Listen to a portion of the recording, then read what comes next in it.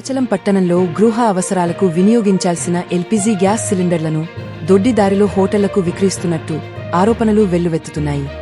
Gas కంపెనీల సిబ్బంది ఈ అక్రమ వ్యవహారంలో భాగస్వాములవుతున్నారనే విమర్శలు వినిపిస్తున్నాయి. రోడ్డు పక్కన వ్యాపారం నిర్వహిస్తున్న హోటళ్లకు నేరుగా గృహ సిలిండర్లు సరఫరా చేస్తున్నట్టు స్థానికులు చెబుతున్నారు. ఈ వ్యవహారం బహిరంగంగానే జరుగుతున్నప్పటికీ సంబంధిత అధికారులు చూసి చూడనట్టుగా వ్యవహరిస్తున్నారని ఆరోపణలు ఉన్నాయి.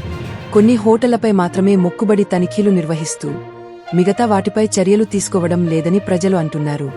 కమర్షియల్ గ్యాస్ సరఫరా లేకపోయినా హోటళ్లు ఎలా నడుస్తున్నాయన్న ప్రశ్నలు తలెత్తుతున్నాయి.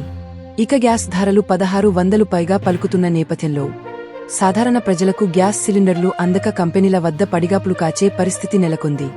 మరోవైపు గృహ సిలిండర్ల గ్యాస్ను కమర్షియల్ సిలిండర్లలోకి మార్పిడి చేసి వినియోగిస్తున్నట్టు కూడా ఆరోపణలు ఉన్నాయి.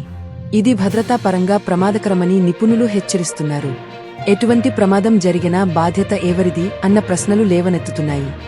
కమర్షియల్ గ్యాస్ వినియోగిస్తున్న హోటళ్ల వద్ద బిల్లులను సమగ్రంగా తనిఖీ చేస్తే అసలు నిజాలు వెలుగులోకి వస్తాయని స్థానికులు కోరుతున్నారు. అక్రమాలకు అడ్డుకట్ట వేసేందుకు అధికారులు తక్షణమే చర్యలు చేపట్టాలని ప్రజలు డిమాండ్ చేస్తున్నారు.